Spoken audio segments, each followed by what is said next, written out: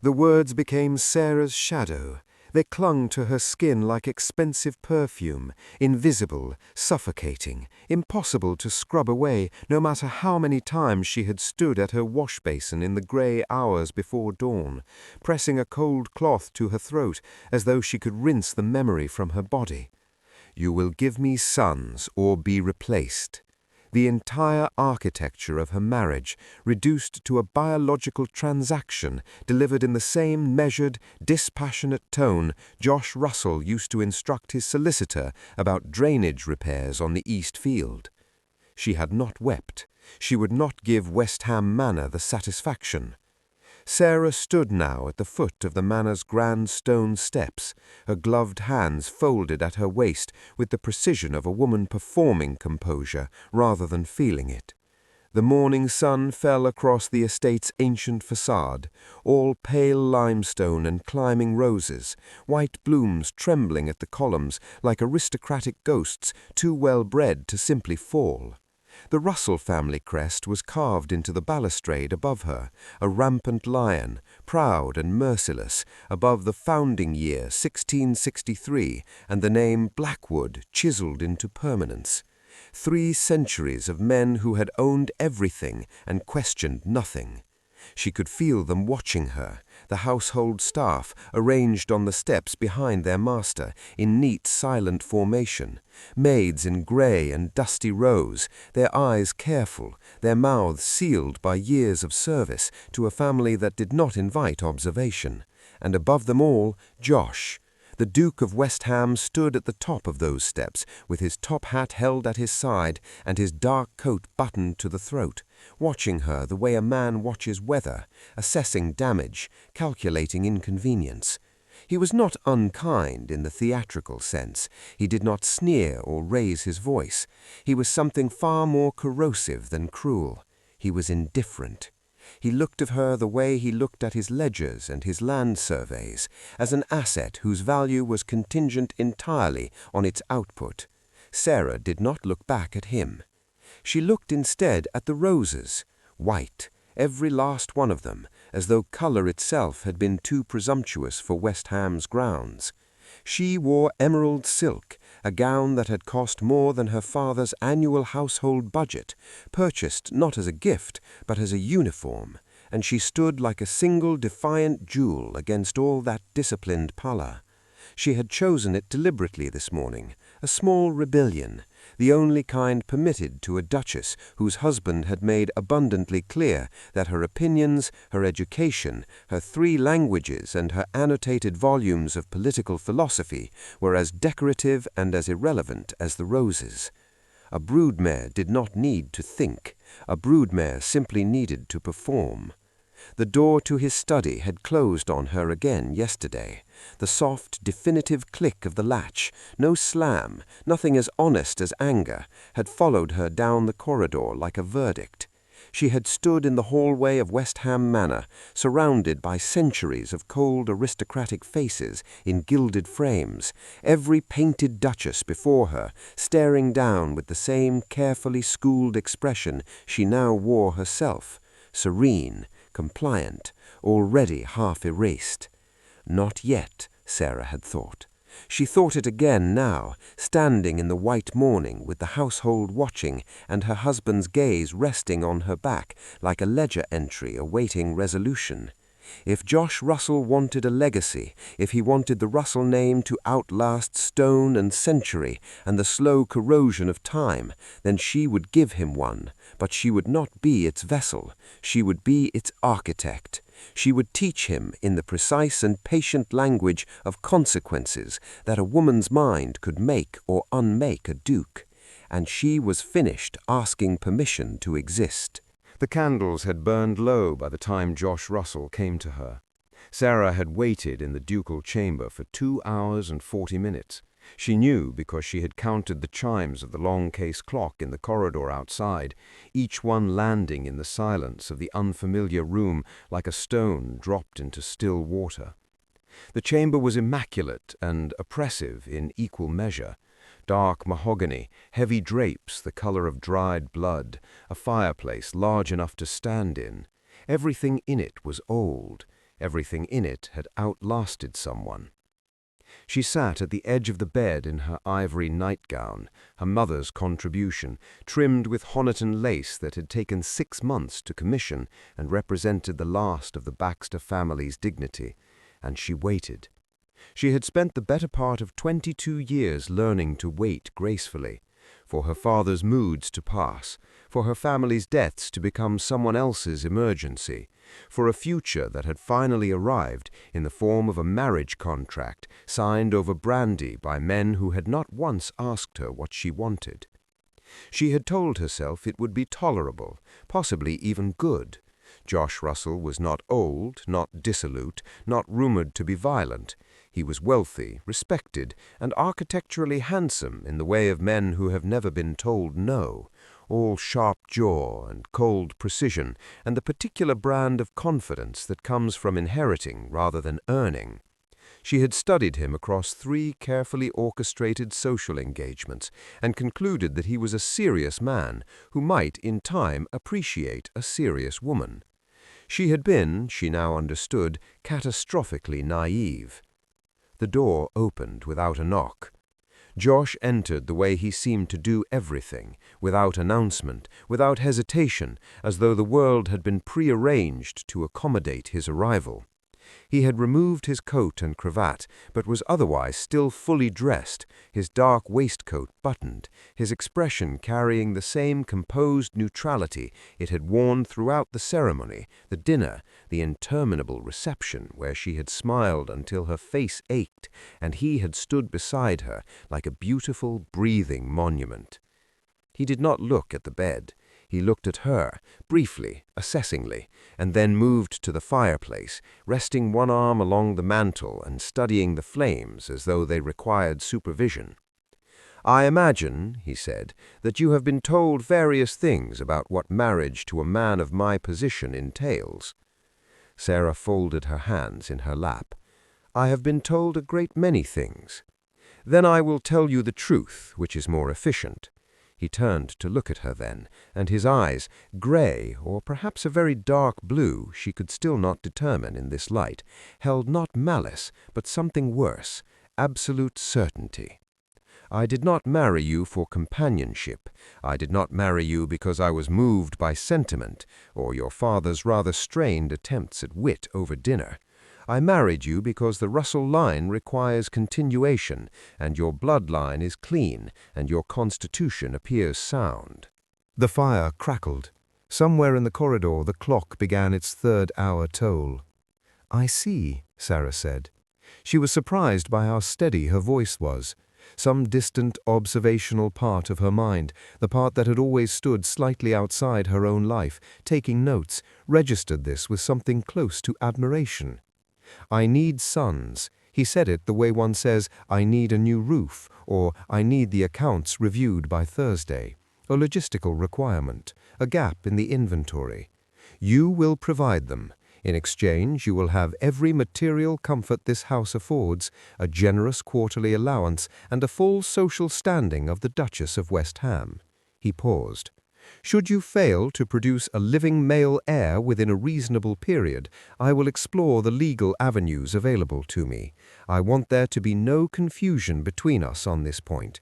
I find clarity far kinder than pretense." Sarah looked at him for a long moment. He was extraordinary to look at. That was the cruelest detail, that the man delivering this verdict was the kind of man that novels were written about, all dark gravity and restrained intensity, and that none of it meant anything at all.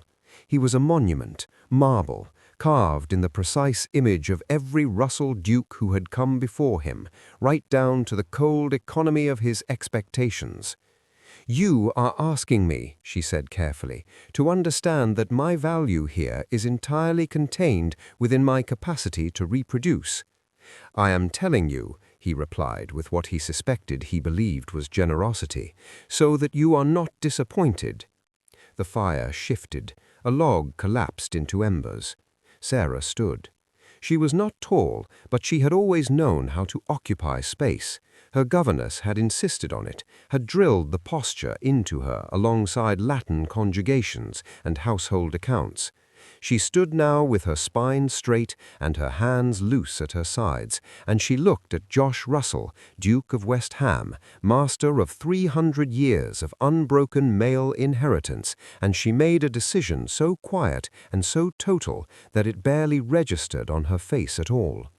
She would not argue, she would not weep, she would simply remember this moment with perfect crystalline accuracy, the dying candles, the collapsed fire, the clock still tolling in the corridor, and she would let it become the foundation of everything she intended to build. "Then we understand each other perfectly," she said. Josh gave a single satisfied nod as though a contract had been countersigned. He never noticed that the contract she had just signed was entirely different from his. By the end of her first week, Sarah had learned the precise dimensions of her invisibility. It was not the dramatic, deliberate erasure she might have steeled herself against, no locked doors, no raised voices, no cruelty she could point to and name. It was quieter than that, and therefore more complete. It was the way Mrs. Daventry answered her questions with information she had not asked for and withheld the information she had. It was the way the footman looked approximately 2 inches above her head when she addressed them, as though they were receiving instructions from the wallpaper. It was the way the household continued its ancient, grooved routine each morning, the fires laid, the breakfast arranged, the ledgers delivered to the Duke's study, with the seamless efficiency of a machine that had been running for centuries and had absolutely no need of a new component. West Ham Manor did not require a Duchess. It required a body to occupy the Duchess's chair. Sarah occupied it with precision and mounting fury. She had attempted in those first days to assert herself through the channels available to her. She had asked Mrs. Daventry, a tall, dry woman of indeterminate age, whose iron-grey hair was pinned with an exactness that bordered on ideological, whether the weekly menus might be reviewed. The housekeeper had listened with patience of someone enduring light rainfall and replied that the menus had been set to the Duke's preferences for 11 years and that His Grace had expressed no desire for alteration. Sarah had then inquired about the household accounts. Mrs. Daventry had informed her, with a smile thin enough to slide under a door, that His Grace preferred to manage the accounts himself, as he always had. She had asked about the East Wing, which she had heard was being remodeled, and whether she might offer any direction on the furnishings. She was told the contractor reported exclusively to His Grace. She had suggested finally that the portrait gallery might benefit from some rearrangement, a small thing, a domestic thing, the sort of decision that by every convention of their class belonged entirely to the mistress of the house. Mrs. Daventry had looked at her with something that was not quite pity and not quite contempt, but occupied the uncomfortable territory between them, and said very gently that the portraits had hung in their current positions since 1771, and that she was certain His Grace would wish to be consulted before any changes were made to the ancestral gallery. Sarah had thanked her, returned to her sitting-room, closed the door, and stood at the window watching the white roses for a very long time. Josh was present at breakfast each morning for exactly 22 minutes. She had timed this too. She was discovering, becoming a woman who measured things. He arrived, consumed his meal with the focused efficiency of a man refueling rather than dining, read correspondence propped against the silver coffee pot, and departed for his study without conversation beyond what courtesy demanded.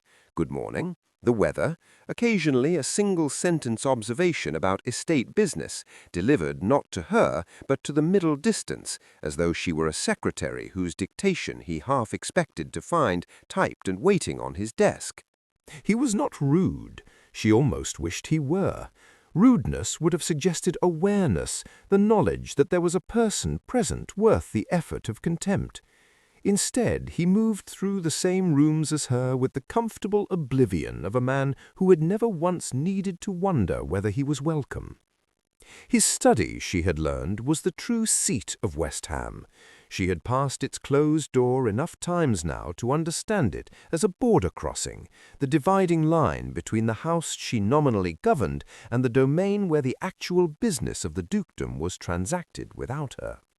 She had heard voices behind it, his steward, his secretary, his solicitor, men who arrived with leather cases and left with decisions made.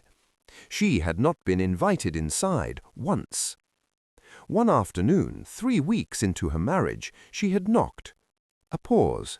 Then, yes.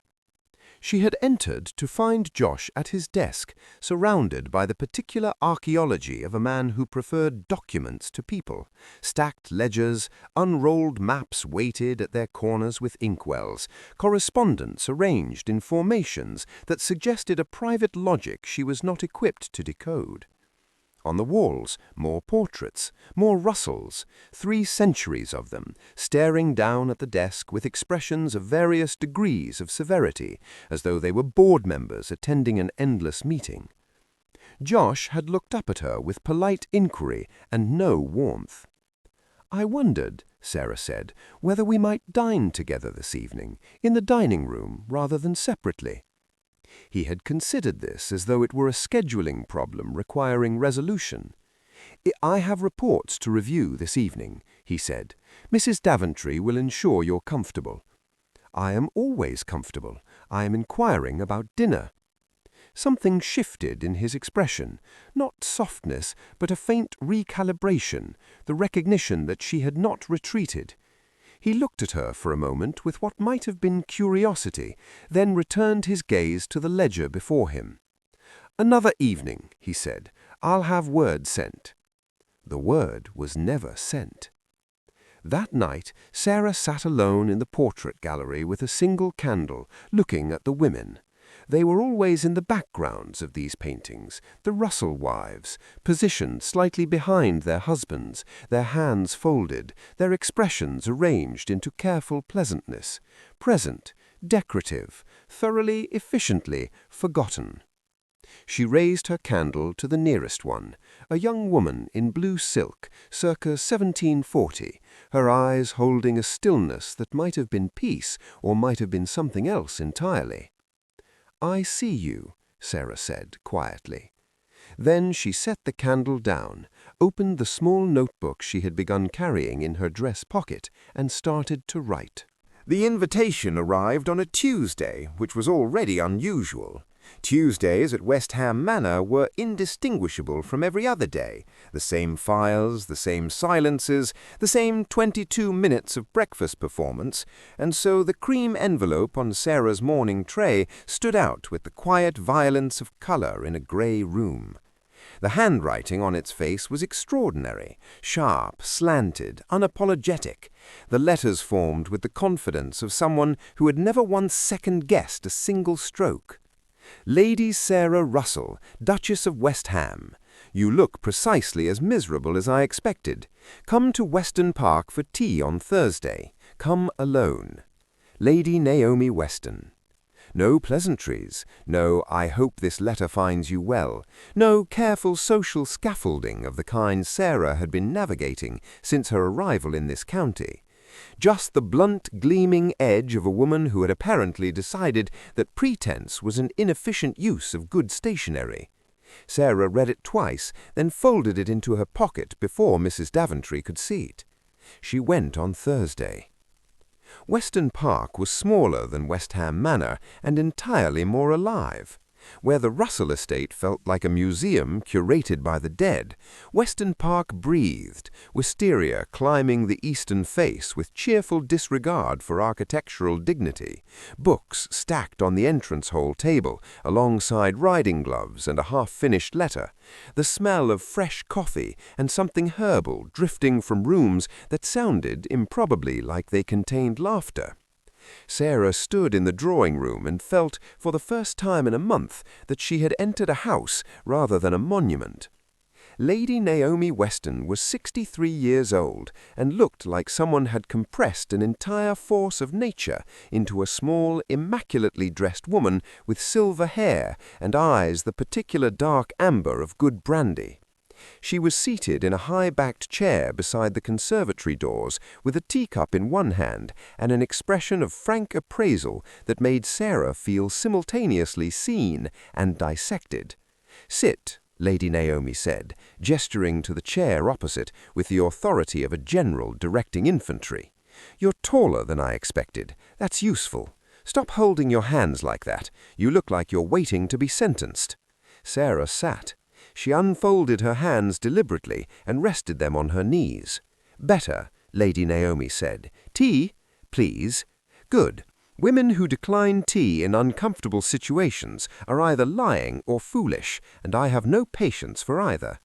She poured with the efficiency of someone for whom hospitality was a tool rather than a performance. "So, how bad is it?" Sarah considered the question and its many possible answers. "The house runs without me. My husband consults the portraits more regularly than he consults me. The housekeeper treats every request I make as a mild administrative inconvenience, and I have not had a conversation of any substance in 4 weeks. Lady Naomi nodded slowly, as though Sarah had confirmed a diagnosis she had already made.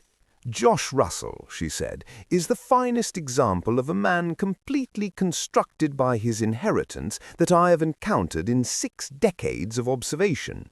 His father was the same, cold, capable, utterly convinced that efficiency and excellence were the same virtue."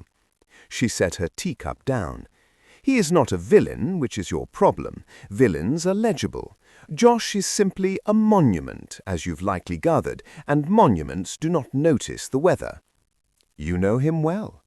"I knew his mother better. Remarkable woman, absolutely crushed by that house." Something moved across Lady Naomi's face, not sentiment exactly, but its well-preserved remains. "I swore when she died that I would not watch another intelligent woman become wallpaper in that manner. Then I heard about you, and I thought, well, let us see." Sarah looked at her steadily. "What exactly did you hear?" "That Sir William Baxter's daughter was fluent in 3 languages, had read more political philosophy than most men in Parliament, and had been married off to settle a debt before she was 23. Lady Naomi's amber eyes held hers without apology. "I also heard that you knocked on the Duke's study door 3 weeks into your marriage and asked him to dinner, when any other woman in your position would have retreated to her embroidery and wept into it. That interested me considerably." The conservatory beyond the glass doors was riotous with green, ferns and trailing vines and something flowering in terracotta pots, entirely undisciplined, entirely magnificent. Sarah looked at it for a moment before she spoke. "What is it you're offering, Lady Weston?" The older woman smiled for the first time, and it was a remarkable thing, sharp and warm simultaneously, like sunlight through a cracked window. "An education," she said, "the kind they don't provide in baronets' drawing rooms. Shadow politics, I call it, the governance that happens in conservatories and retiring rooms and the quiet corners of ballrooms while the men are congratulating each other in the dining room. Who controls what, who owes whom, which alliances are for show and which ones actually hold when the pressure comes." She paused. "Every great political movement in the last 50 years has had a woman behind it who understood these things.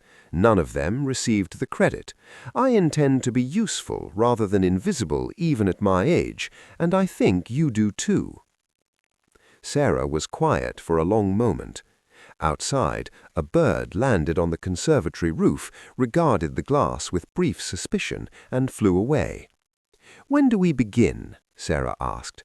Lady Naomi reached into the small table beside her chair and produced a key, old iron, unremarkable, and set it on the saucer between them. "The conservatory," she said, "has a second door that opens onto the lane. No one needs to know you've been here." Her eyes held Sarah's with the calm certainty of someone handing over a weapon to someone who already knew how to use it. "We began the moment you walked through my door without your husband's permission." Sarah picked up the key. It was, she thought, the first thing at West Ham, or anywhere near it, that ever felt like it genuinely belonged to her. Amelia O'Brien arrived the way she had always arrived, without warning, without apology, and with considerably more luggage than any reasonable visit required. Sarah heard her before she saw her, the crunch of carriage wheels on the gravel drive, followed by a voice carrying across the entrance wall with the cheerful authority of someone who had never once doubted her welcome anywhere. "Darling, where are you? I've been in that carriage since dawn, and I require tea, a comfortable chair, and someone worth talking to, in that order." Sarah was down the stairs before Mrs. Daventry could arrange her expression into its customary diplomatic disapproval. Amelia stood in the entrance hall in a travelling gown of deep rose, her auburn hair escaping its pins in the particular way it always had, not through carelessness, but through a kind of constitutional refusal to be entirely contained, her cheeks flushed from the journey, and her green eyes already scanning the manor with the rapid, unsentimental assessment of a general surveying new terrain. She was beautiful in the way of women who had never needed to think about it, which had always made her somehow easier to love rather than harder. She looked at Sarah, her bright expression softened by precisely 1 degree, the degree that meant she had already seen everything she needed to see, and was choosing, for now, not to say it. "You're thinner," Amelia said. "You're late," Sarah replied. "You said a fortnight ago." "I was detained. Lord O'Brien required soothing about something parliamentary." She waved a gloved hand, dismissing her husband's concerns into the middle distance. "He'll survive." Now, she took Sarah's hands in both of hers and squeezed once, firmly, the way she had done since they were girls sharing secrets in the Baxter garden. "Show me this mausoleum you've been imprisoned in, and tell me absolutely everything." They talked for 4 hours. Sarah had not realized, until Amelia settled in the sitting-room sofa with her shoes off and her second cup of tea balanced on her knee, how profoundly she had been starving for it, for conversation that moved and turned and doubled back, for someone who laughed in the right places and pressed harder in the others, for the particular relief of being entirely known by another person. She told Sarah about the study door and the menus and the portraits and Mrs. Daventry's smile. She told her about the 22 minutes of breakfast and the word about dinner that was never sent. She did not tell her about Lady Naomi yet. That was a card she was not ready to place on the table, even with Amelia. Amelia listened to all of it with the focused stillness she deployed when something genuinely engaged her, a stillness that was deceptive in a woman usually in such constant motion. And when Sarah finished, she set down her teacup with a small, decisive click. "Right, here is what is going to happen." Sarah recognized the tone. She had been recognizing it since she was 9 years old. "Lord O'Brien is hosting a political salon in London in 3 weeks," Amelia said. "Every significant figure in the Whig establishment will be present, along with approximately half the lords who are currently undecided on the railway legislation. It is, without exaggeration, the most strategically important drawing-room gathering of the season." She looked at Sarah with deliberate steadiness. "I want you there." "Josh won't—" "Josh," Amelia said pleasantly, "has not been invited. You have." She tilted her head. "As the Duchess of West Ham, your presence carries weight regardless of your husband's opinion of it. The Russell name opens rooms, Sarah. You've simply been letting it open rooms you're not standing in." Sarah was quiet for a moment, turning this over. "Lady O'Brien." She used the formal address deliberately, the way she did when she wanted Amelia to understand she was being taken seriously. "What is it you actually want from this?" Amelia smiled, the real one, not the social one, the smile that reached the corners of her eyes and had nothing to perform.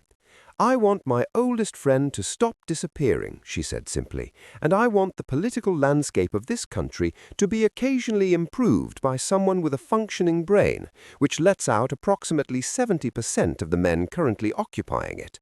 She paused. Lord O'Brien respects intellect above almost everything. He has been looking for someone who understands the railway bill's financial architecture well enough to argue it in polite company without putting people to sleep. I told him I knew exactly such a person." Sarah stared at her. "You told him about me. I told him about you. Amelia, you had no idea whether You read Locke at 12 for entertainment. You corrected your father's parliamentary correspondence at 16, and he never knew.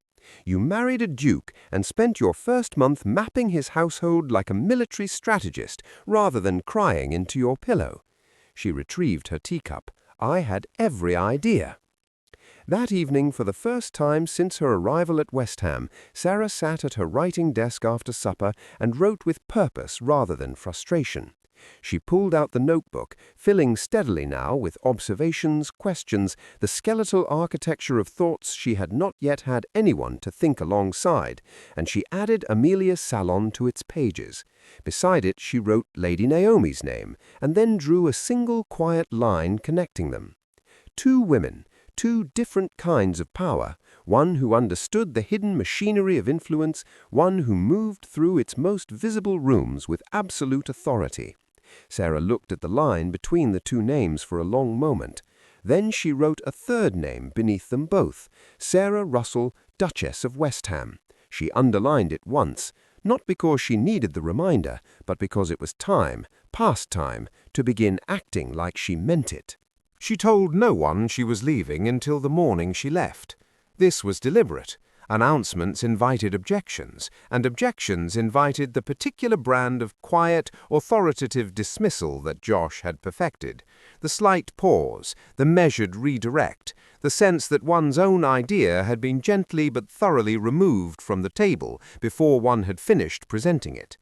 Sarah had learned, in 6 weeks of marriage to a monument, that the most effective way to do a thing was simply to do it. She came down to breakfast at the usual hour, sat in her usual chair, and waited for the customary 22 minutes to expire. Josh read his correspondence. The coffee grew cold. The clock measured out its indifferent intervals. When he rose to leave, she spoke. "I am going to London today," she said. "I will be staying at Russell House for a fortnight." Josh paused with the particular stillness of a man whose carefully ordered morning had just produced an unexpected variable. He looked at her across the table with the assessing grey of his eyes and said quite evenly, "I don't recall authorizing that." "No," Sarah agreed pleasantly, "you didn't." A silence expanded between them, not hostile exactly, but load-bearing. Josh set down the letter he was holding. "The season is not yet fully underway," he said. "There is no reason for you to be in London. Lord and Lady O'Brien have invited me for an extended visit.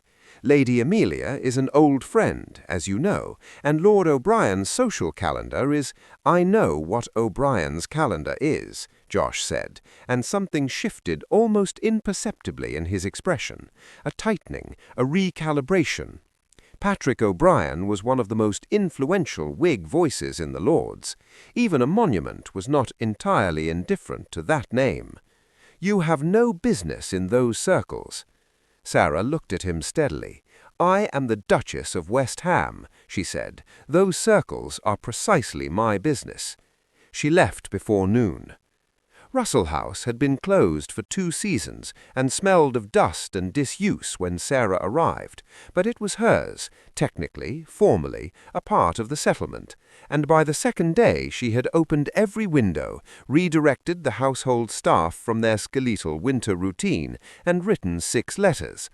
By the end of the first week, her dining-room calendar was full.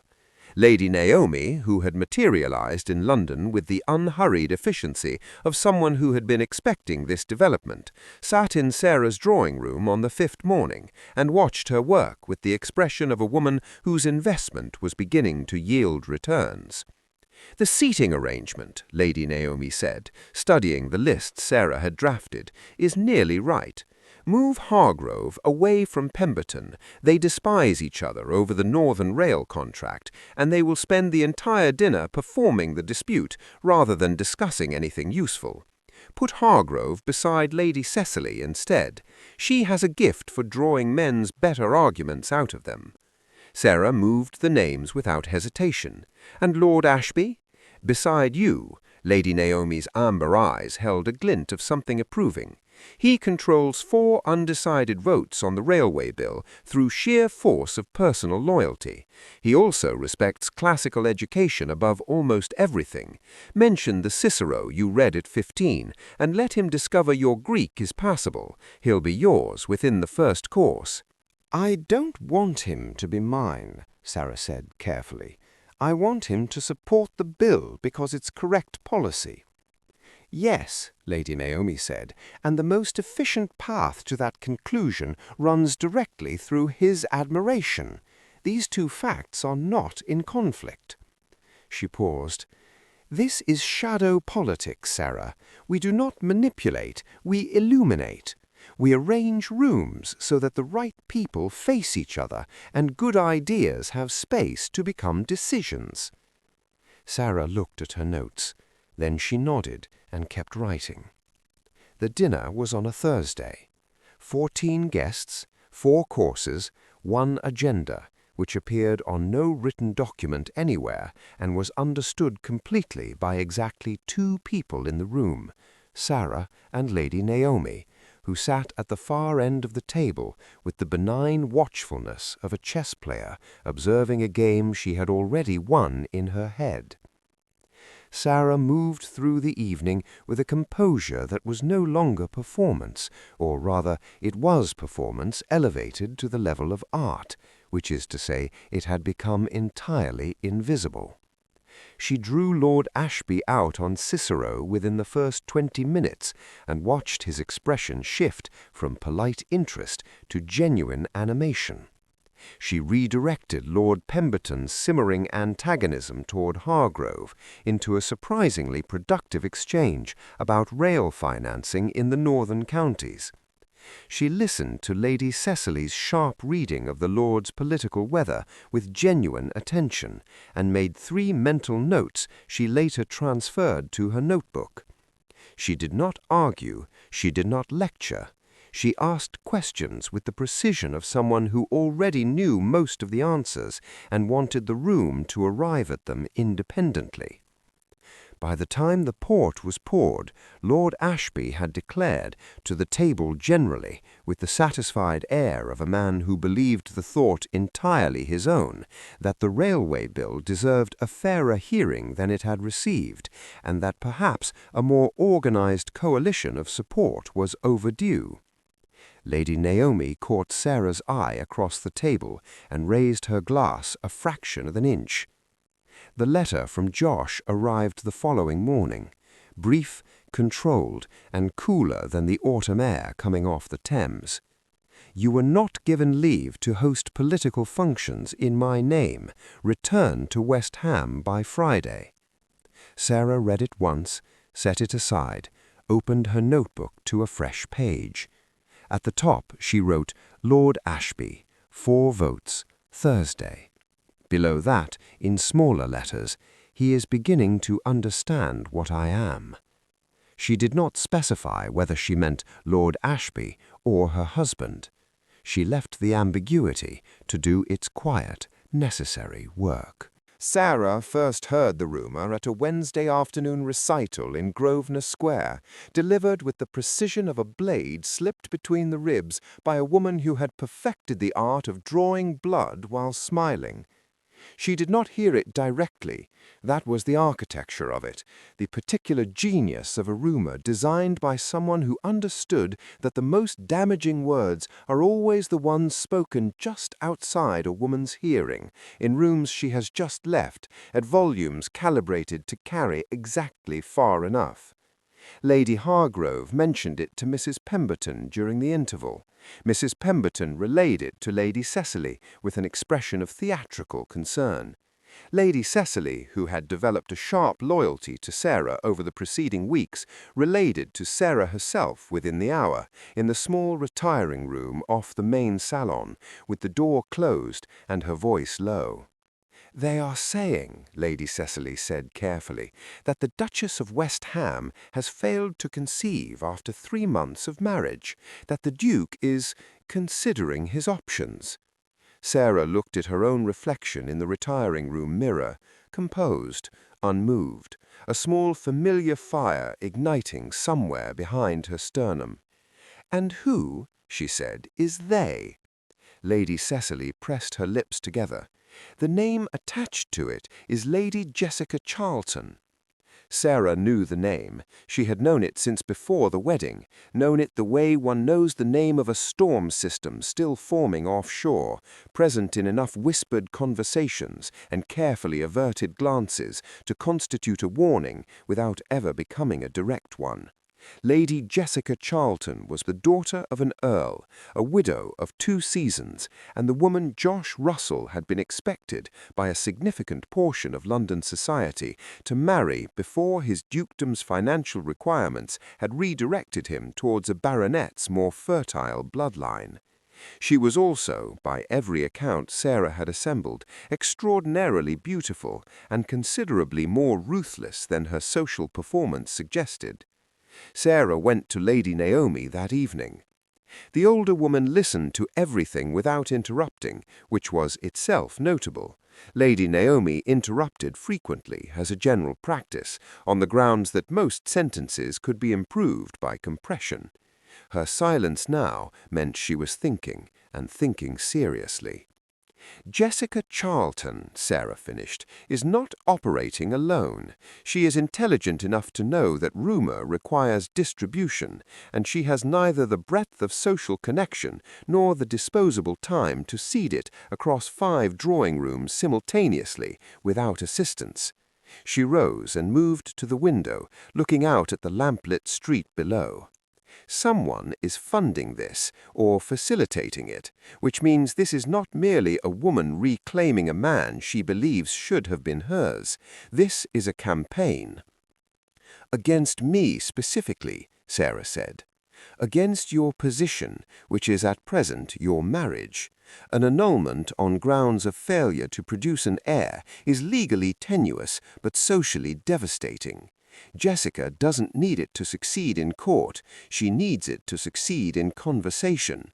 If enough people believe the marriage is already effectively over, the reality tends to follow the perception." She paused. "She is not trying to destroy you, Sarah. She is trying to make you irrelevant. There is a meaningful difference." "And which is harder to recover from?" Lady Naomi's expression answered before she did. The following Tuesday, Sarah attended a garden luncheon at Lady Ashworth's townhouse and met Lady Jessica Charlton for the first time. She had prepared herself, which was perhaps why the reality still managed to surprise her. Jessica was not the painted, calculating creature that rumor and anticipation had assembled in Sarah's imagination.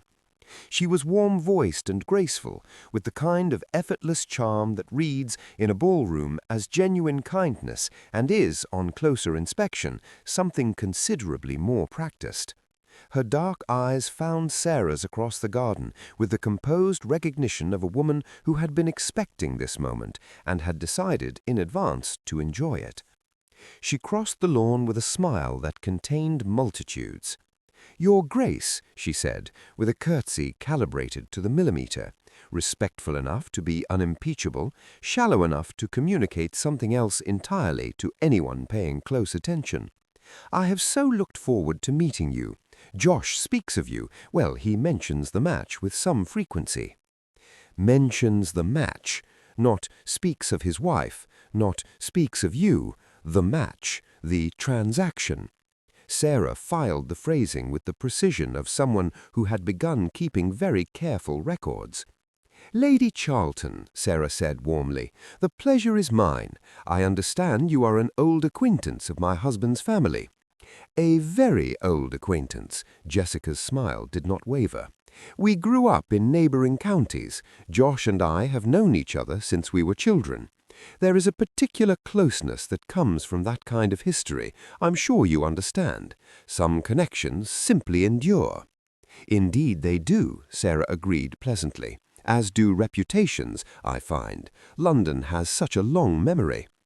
Something moved behind Jessica's eyes, a brief recalibration, the faintest reassessment. She had expected, Sarah understood, either coldness or anxiety. She had encountered neither, and this had cost her something small but real. "We must take tea sometime," Jessica said. "We absolutely must," Sarah replied. That night, Sarah wrote 3 letters, one to Lady Naomi, one to Amelia, one, and this was the one she weighed longest before sealing, to Josh himself, sent to West Ham Manor with the evening post. It was brief. It did not mention Jessica by name. It said only that certain matters pertaining to the dukedom's social standing had come to her attention, that she was managing them, and that she would appreciate the courtesy of a meeting at her earliest convenience. She sealed it, addressed it in her clearest hand, and gave it to the footman. Then she sat at her desk in the lamplight and opened her notebook to a fresh page. At the top she wrote one word, underlined it twice, and built her strategy beneath it like an architect laying a foundation that nothing would move. The word was evidence. The letter from Josh arrived on a grey Friday morning, and Sarah knew before she broke the seal that something had fundamentally shifted. She knew because he had written it himself. In the 8 weeks since her arrival in London, Josh's communications had arrived through intermediaries, his secretary's careful hand relaying instructions, his steward's formal correspondence regarding household matters, the occasional terse directive that bore his signature but the unmistakable architecture of a man who had dictated rather than written. This letter was different. The handwriting was his. She had seen it on documents, on the contract that had made her a Duchess, but it was altered somehow, less governed, the pressure of the pen heavier than usual, the lines not quite as level as a man of his precision would ordinarily permit. She read it standing at her writing desk, still in her morning wrapper, the London streets beginning their grey noise outside the window. He needed to see her, not at West Ham, here in London, today if she could manage it. The matter was urgent and required discretion. He would come to Russell House at 3 o'clock if she was willing to receive him. If she was willing. Sarah set the letter down, read it again, noted the phrase a second time with the careful attention she gave to anything unprecedented. Then she rang for her maid and asked for the blue dress, not the emerald, not today, and sat down to think. He arrived at 3 which told her he had been punctual to the point of waiting outside, and told her something else besides, that whatever had happened was significant enough to have made him early. Mrs. Daventry was not here to arrange his welcome.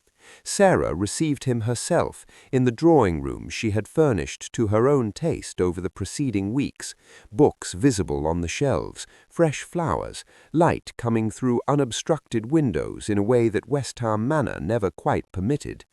She watched him take the room in as he entered, the faint recalibration behind his eyes as he encountered a space that bore no trace of the Russell aesthetic. He looked, for the first time since she had known him, like a man who had not slept. "Sit down, Josh," she said quietly. He sat, and that alone, the absence of the pause, the consideration, the silent assertion of autonomy that characterized his every movement, told her more than the letter had. She waited. "Hargreaves Bank," he said finally, "has called in the Russell estate loan, the full sum, 90 days. He said it the way men of his kind said catastrophic things, levelly, precisely, as though the evenness of the delivery might contain the damage. It is not coincidental. No, it isn't." His eyes met hers, and in them she saw the specific expression of a man encountering for the first time the full dimensions of something he had underestimated. "You know about this." "I know about Jessica Charlton's connection to the Hargreaves family through her late husband's estate. I know that she has been meeting privately with senior partner Aldous Hargreaves for the past 6 weeks. I know that the grounds cited for the loan recall, mismanagement of the Eastern Rail investment, were sourced from internal documents that could only have been provided by someone with access to your private correspondence. She paused. I have known for 11 days. I was assembling the full picture before I brought it to you. The silence that followed was of a different quality from all the silences that had preceded it in their marriage. Those had been the silences of indifference, rooms emptied of engagement. This one was dense with recalibration, with the specific cognitive work of a man dismantling and rebuilding his understanding of his own household. "How," Josh said, with a care that was not quite steadiness, "do you know any of this?" "Because I have spent the past 2 months doing what you did not believe I was capable of," Sarah said, without heat, without triumph, simply as a fact requiring acknowledgement. "I have been paying attention to the right people in the right rooms at the right moments." She looked at him steadily. "You told me my value was contained in my womb. It was a significant miscalculation." He did not flinch, but something in his face, some long-held structural certainty, shifted in a way she could see plainly, like a hairline fracture appearing in stone. "The railway bill," she continued, "has the support of Lord Ashby and his affiliated votes. Lord O'Brien is prepared to publicly back a refinancing structure through the Midlands Consolidated if the Russell estate presents a credible recovery plan within 60 days. I have the outline of that plan here." She crossed to her writing desk and produced a document, 12 pages, close written, the numbers checked twice, the political angles accounted for with Lady Naomi's characteristic precision. She held it out to him. "It requires your signature and your cooperation. It also requires you to formally distance yourself from the Hargreaves account and initiate a parliamentary inquiry into the loan recall, for which I have sufficient documentation to support the case." He took the document. He looked at it for a long moment, not reading, not yet, simply holding it with the particular stillness of a man in the presence of something he cannot immediately categorize. Sarah, her name in his mouth, unmediated by title or formality, for the first time. Why? She considered the question honestly. "Because West Ham is my home too," she said, "whether you have treated it as such or not." She paused. "And because I want a partner, Josh, not a transaction. I am offering you the former. What you decide to do with the offer is, as it has always been, entirely your choice." He looked at her for a long moment, truly looked, without assessment or inventory, with something that was perhaps the earliest, most tentative form of recognition. Then he opened the document and began to read. "The Ashworth Masquerade was the kind of event that London's social architecture had been designed to produce, a night on which masks permitted the city's most carefully maintained fictions to briefly, thrillingly dissolve. Costume and anonymity did not make people more honest, Sarah had observed. They made people more deliberately themselves, stripped of the daily performance of restraint. Which made it, she had understood the moment the invitation arrived, the perfect theatre for Jessica Charlton. Lady Naomi had said as much 3 days before the ball, sitting in Sarah's drawing room with her teacup and her amber eyes and the expression of someone reading a map she had seen before. "She will move at the masquerade," she said. "It is exactly her instrument. Confusion, anonymity, a room full of witnesses who cannot be entirely certain of what they saw. Whatever she intends, it will be designed to be seen by enough people to circulate and disputed by enough ambiguity to survive challenge." She looked at Sarah. "We do not prevent it. We let it happen, and we ensure the room is correctly populated when it does." Sarah had nodded, and they had spent the following 2 hours deciding who stood where. She wore silver, not the emerald of her first weeks at West Ham, not the blue of her London drawing-room, silver, for a night that required visibility rather than defiance. Her mask was ivory with small seed pearls, and she had dressed her dark hair simply, without the elaborate architecture of fashionable excess, because she wanted to be findable. She wanted, tonight, to be seen. Josh met her at the foot of the Russell House stairs, and for a moment they simply looked at one another. He wore black, as he always did, with a dark half-mask that did nothing to obscure the particular quality of his attention. He had changed in the week since he had sat in her drawing-room and read her 12 pages, not dramatically, not in the ways that novels would require, but in the smaller, more durable ways of a man genuinely revising his understanding. He listened when she spoke now. He had begun haltingly to ask questions rather than issue conclusions. It was not yet a partnership, but it had the architecture of one, if they chose to build it. "You look," he began. "Ready," Sarah said. "We should go." The faintest suggestion of a smile crossed his face. He offered her his arm, and she took it. The Ashworth ballroom was magnificent and chaotic in equal measure, candlelight fracturing across hundreds of masks, the orchestra producing something lush and relentless, the room a controlled storm of silk and powder, and the charged electricity of people performing mystery at one another. Sarah moved through it with the careful attention of someone reading a room rather than inhabiting it, tracking faces beneath masks with the facility she had developed over months of very deliberate observation. She found Amelia near the East Colonnade, stationed exactly as they had arranged, with Lord O'Brien beside her and Lady Cecily within conversational distance. Lady Naomi was already positioned near the entrance to the card-room, speaking to Lord Ashby with the appearance of complete social ease and the reality of a woman manning a post. The trap, Sarah understood, was already set. The question was only when Jessica would spring it. The answer was 11 o'clock. She felt it before she saw it, the particular shift in a room's social weather that precedes an incident, the way certain conversations pause and certain heads turn toward a fixed point. The point, she discovered when she followed the room's attention, was the small antechamber off the east corridor, its door half open, candlelight spilling across the threshold.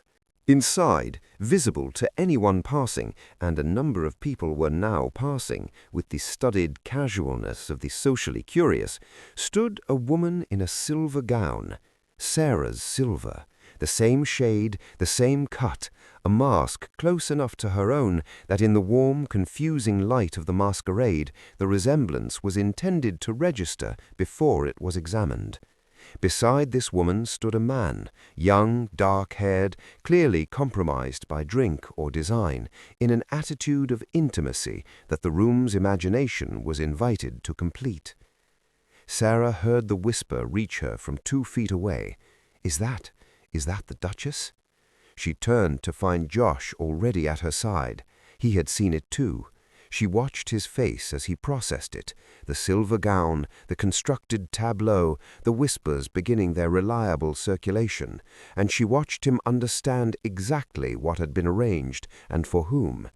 His jaw tightened. His eyes moved from the antechamber to Sarah's face with an expression she had not seen from him before, not anger at her, but anger for her, which was an entirely different and considerably more significant thing. "Stay here," he said. "No," Sarah replied quietly. "We go together, or the room draws the wrong conclusion from your going alone." A beat. He looked at her and nodded. They crossed the floor together, and the room, as rooms do, noticed. Josh stepped into the antechamber doorway at full height, his voice carrying with the natural authority of a man who had never needed to raise it to be heard. "Lady Charlton," he said, "I believe the performance is concluded." The woman in silver turned. Beneath the mask, Jessica's composure was extraordinary, maintained for approximately 3 seconds before the room's collective understanding shifted, and the architecture of the deception became, suddenly, entirely visible. The young man beside her stepped back. Jessica's chin lifted. "Your Grace," she said. "You arranged this with considerable creativity," Josh said. Unfortunately, you arranged it in a room containing Lord Ashby, Lady O'Brien, Lady Cecily Hargrove, and Lady Naomi Weston, all of whom have been standing within clear eye line of my wife for the past 40 minutes, and will confirm to anyone who inquires exactly where the Duchess of West Ham was at 11 o'clock. He paused, and who she was standing beside. The room was very quiet beneath its orchestra. Josh turned to face it fully, all of it, the masks and the candles and the assembled machinery of London society, with the particular stillness of a man who had made a decision and was absolutely at peace with its cost. "My wife," he said clearly, "is the Duchess of West Ham.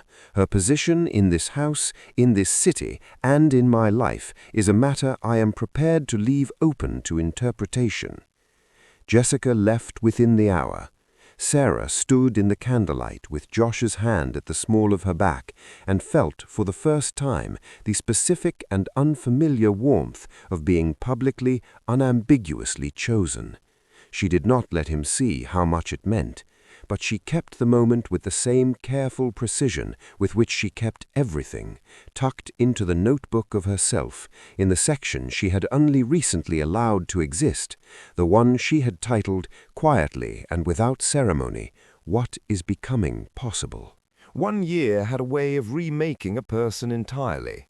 The Sarah Russell who had stood trembling in the portrait gallery of West Ham Manor, draped in emerald silk, cataloguing the cold faces of dead aristocrats, swallowing the Duke's ultimatum like broken glass, was gone.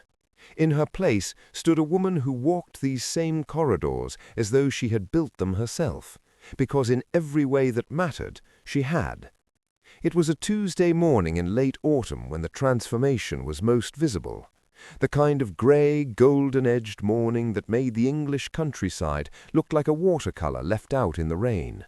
Sarah sat at the wide oak desk in the East Wing study, her study, a concession Josh had made without fanfare 6 months prior, sliding the key across the breakfast table as though it were nothing, though they both knew it was everything. Papers were spread before her in careful order, correspondence from Lady Naomi regarding the proposed school for tenants' daughters, a letter from Amelia about the spring parliamentary session, and the estate ledgers, which she now reviewed jointly with the steward every fortnight. The door opened without a knock. It was the only liberty Josh permitted himself in her space. "He's awake," Josh said simply, and the gravity of a dukedom dissolved from his face entirely. Sarah set down her pen. The nursery smelled of warm linen and lavender water. James William Russell, 4 months old and already possessed of his mother's dark, watchful eyes, regarded the world with a philosopher's suspicion. He lay in his crib like a small, self-important emperor, and when Josh lifted him with the careful reverence of a man who had held ledgers far longer than he had held anything fragile, something in his expression shifted, cracked open, like stone giving way to something green and living underneath. Sarah leaned against the doorframe and watched her husband hold their son. She remembered the night James was born, the long, breathless hours, Josh pacing the corridor in a manner entirely unbecoming of a duke, refusing to leave for his club as tradition and his valet both urged. When the physician finally emerged, Josh had walked past him entirely and gone straight to Sarah. He had not asked after the air first. That small, unremarkable act had rearranged something permanent inside her. "He has your frown," Josh said without looking up. "He has your stubbornness," Sarah replied, crossing the room to stand beside them. Josh glanced at her sidelong, that familiar flash of dry amusement he had spent the first months of their marriage burying beneath formality. "I prefer to call it resolve." "I know you do." James made a small, indignant sound, as though weighing in on the matter, and they both laughed, quietly, privately, the way people laugh when they are not performing happiness for anyone but themselves. The Westham estate had changed in visible and invisible ways. The tenants' school had opened in September, housed in a converted granary on the south field, funded jointly from Sarah's reformed household budget and Josh's grudging but genuine endorsement. Mrs. Daventry, the stern housekeeper who had once guarded the manor's traditions like a soldier at a gate, now sat on its small advisory committee. Sarah had understood early that it was wiser to bring the woman inside the tent than to fight her from without. In London, Sarah's dinner parties had become the most quietly influential gatherings of the season. Politicians came for the conversation and left having committed to things they hadn't intended to. Lady Naomi attended with the satisfied air of an architect surveying a finished cathedral. Amelia wrote letters full of exclamation points and dramatic underlining, declaring Sarah the most dangerous woman in 3 counties, which Sarah accepted as the highest possible compliment. Josh's railway bill had passed. He had stood in the Lords and given a speech that surprised everyone who expected the cold Duke of old. Measured, yes, but with an argument for social utility that bore the unmistakable fingerprints of his wife's thinking. He had not credited her publicly. He had, however, told her privately that evening, pouring 2 glasses of brandy and setting one before her without ceremony. "You are the better strategist." Sarah had drunk her brandy and said nothing, because some victories were sweetest when simply held. Lady Jessica Charlton had retreated to her country house after the masquerade, her social credit spent, her schemes dissolved. Sarah did not think of her often. There was too much worth thinking about. On the afternoon of James's 4-month anniversary, a date Josh had improbably remembered, they walked the grounds together.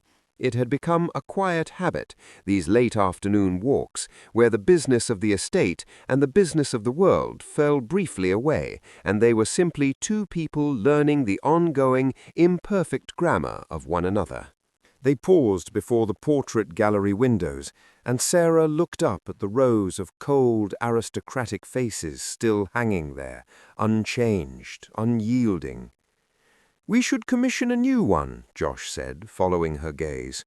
"Of whom?" He looked at her. "All 3 of us, though I suspect James will refuse to cooperate with the painter." Sarah considered the wall of solemn dukes and dutiful invisible wives. She thought of what it would mean to hang something different there, a woman looking outward rather than downward, a man standing beside rather than above, a child between them who would grow up knowing the estate's legacy was not cold stone and bloodlines, but something chosen, daily and alive.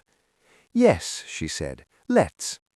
Josh offered her his arm. She took it, not as a duchess accepting a duke's courtesy, but as a partner claiming her equal place beside him. They walked back toward the house together, through the gold and gray of the autumn afternoon, into a future they were still in the very good business of building. The end.